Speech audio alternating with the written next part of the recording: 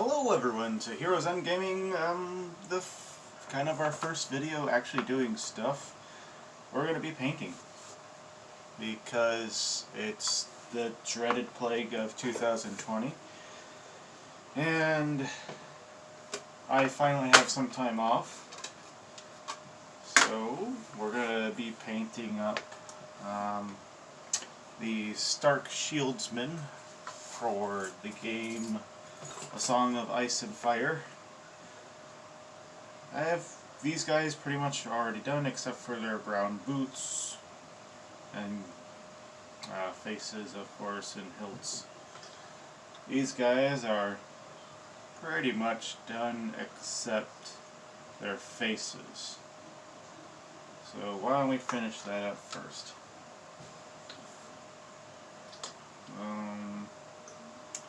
So I had based their faces in this elf flesh color from MSP, which I heard is cancelled or discontinued as of a little while ago, but I made sure to keep this because I love that color, especially for a pale or a normal flesh tone.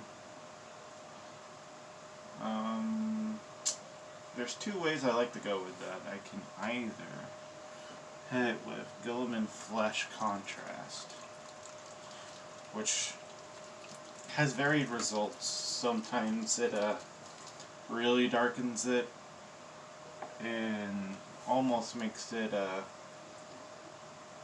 almost like a Hispanic look. But I like Reikland Flesh Shade, so that's what we're going to use.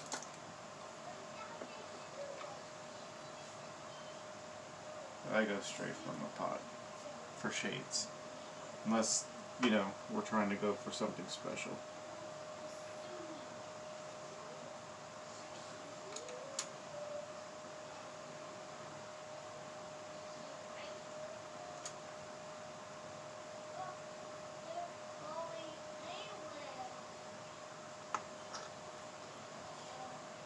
So I hope everyone's doing well during the plague of 2020. I've heard that I'm not allowed to say the actual C word on YouTube because they demonetize you, so I'm not gonna say it.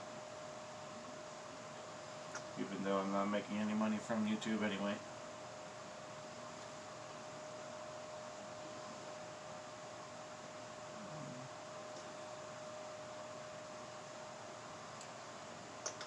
So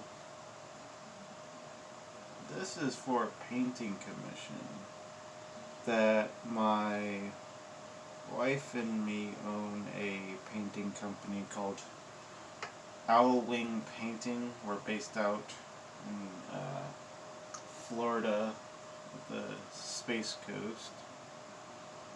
So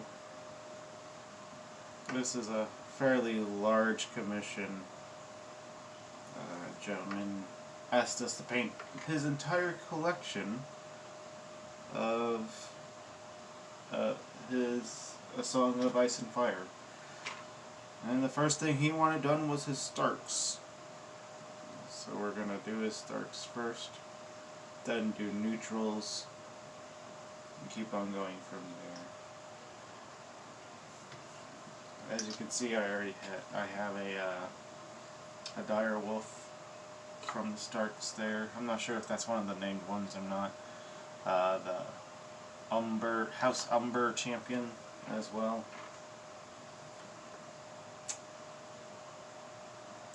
Already painted up the two House Umber units. He only had one of each, the Great Swords and the Dual Wielders.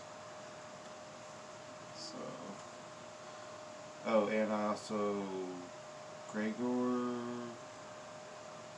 Umber of House Umber, the main guy from House Umber who can attach to units and or be your commander.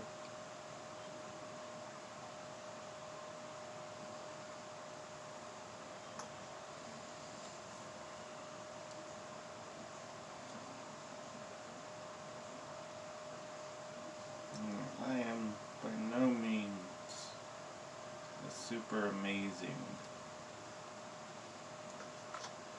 artiste. But what I can say is that I paint efficiently, and like you could even tell from probably where you guys are here. These guys are completely done. That looks pretty good. I love the white pop, the depth, even if you can look at it a little bit closer. The shading. This is like our typical like footline and infantry paint job.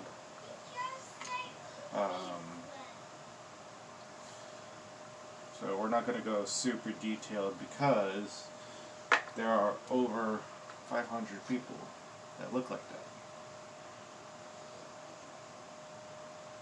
That's also not what he paid for. It was for super detailed work on line infantry, because that would easily have doubled his asking price. Actually, it would have doubled his asking price. Now I'm doing the boots on the guys who are not quite done yet. They're just about ready for their Agrax Earthshade bath.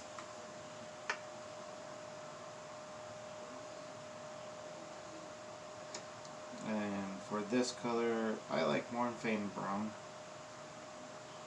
It's a nice, bright, almost has a reddish hue to it. Red. It really takes to, if you've ever added red to Mornfane Brown, it's really cool. It almost looks like Uruk-hai flesh, which is actually what I've done for a painting commission before.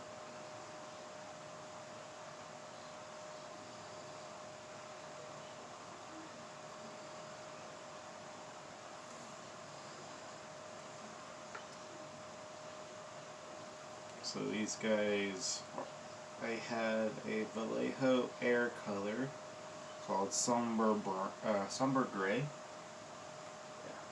Somber Gray. And I'm kind of new to the airbrushing thing, so I decided, you know, these guys have a lot, that big ass tabard right up in front, so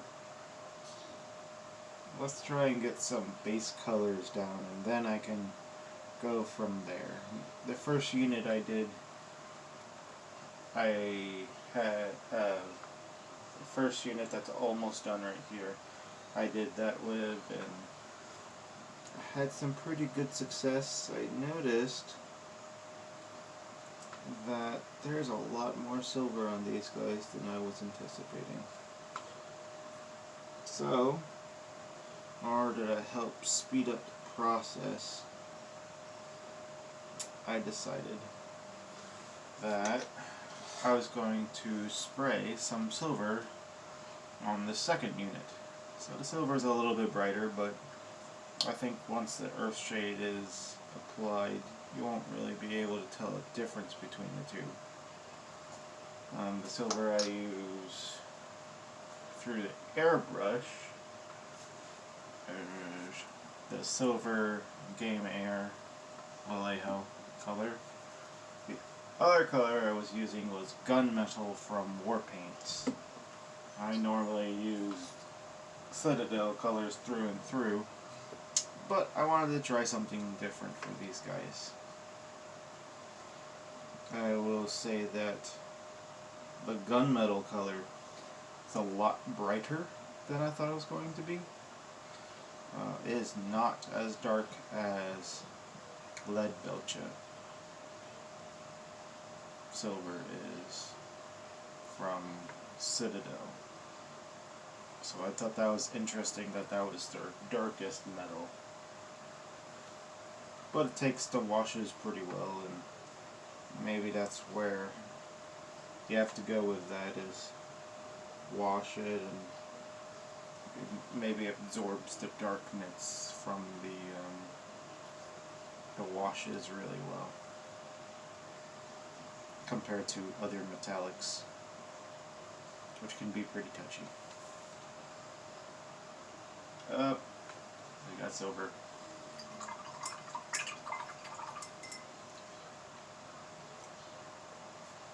I get more on my wet palette here. Also recently got the wet palette, which I love, because I got a few paints in here which I used 3 days ago or so. Yeah, see, that one's still wet.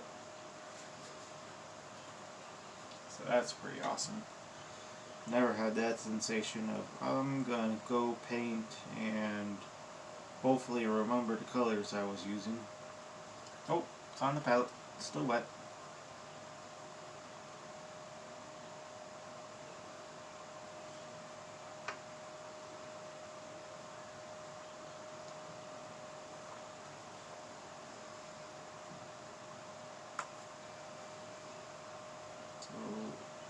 For this video, I think I'm just going to try and get as much as this squad I can done, and then upload it to YouTube, because right now YouTube is telling me you don't have permission to do live streaming, which is what I wanted to do, but that way I could talk to some people during our isolation.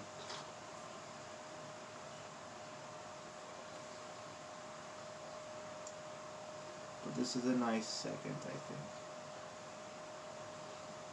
At least I can communicate to people, possibly give them some entertaining-ish content.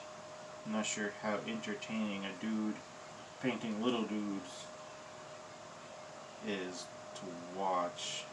I do it all the time, but doesn't mean that everyone enjoys doing it. And I'm editing this at all. I think I'm just going to go straight onto YouTube with this bad boy. The raw edition. Let's see how that goes.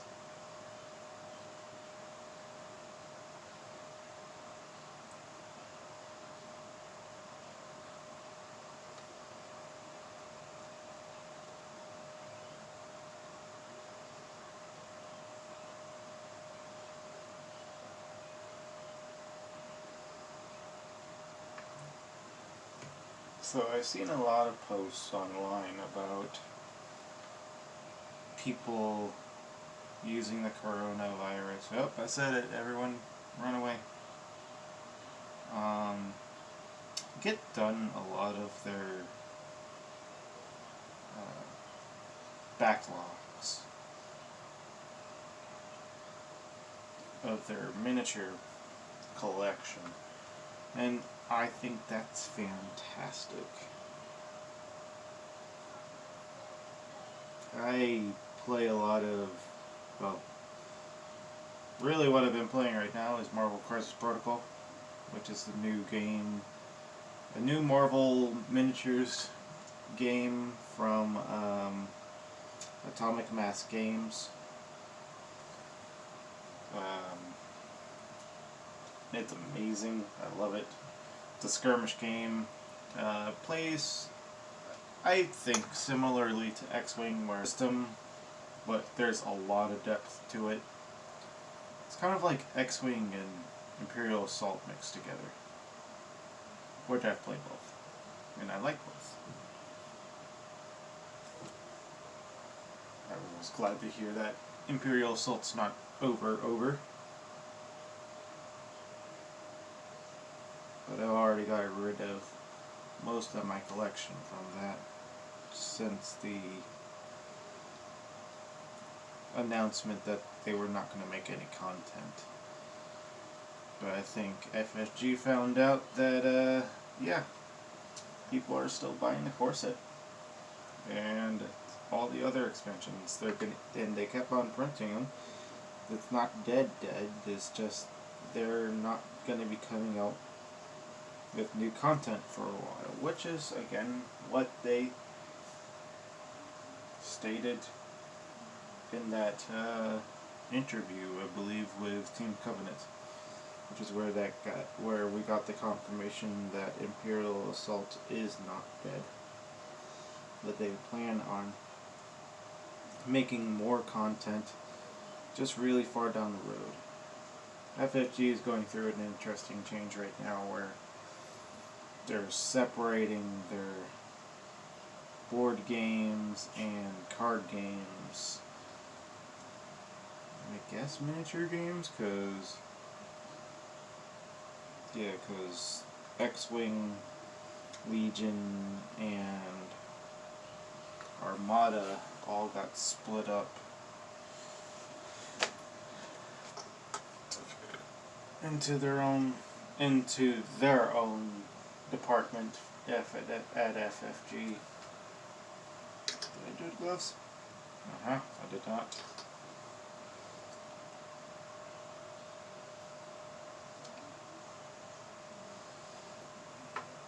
Which I can only assume will make for a healthier release schedule. I was under the assumption that they were under their own, like, corporate heads anyway, because that is not necessarily where most of it is, but it's where most of their money is. X-Wing has been voted the top top miniature game multiple times. Maybe not the top, but trailing right behind 40K and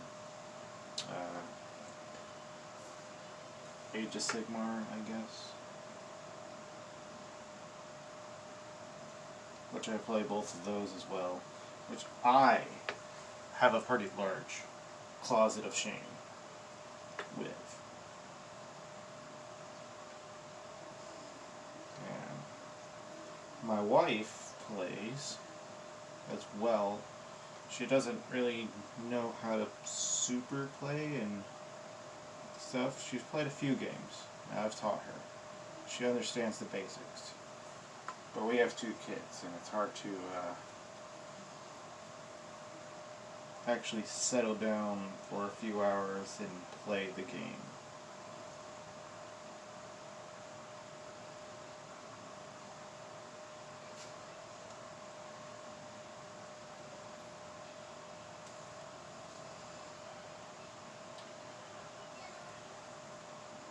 All those parent gamers will know what I'm talking about.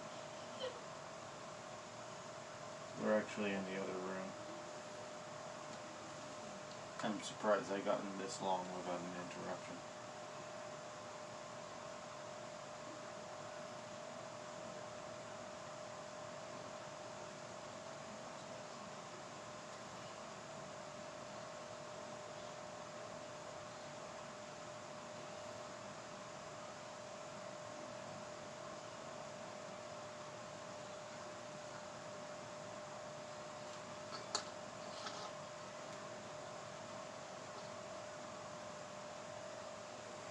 So what do I like to do with this isolation? Well, that was my phone. And I'm recording something on my phone, so I'm not sure what's going on.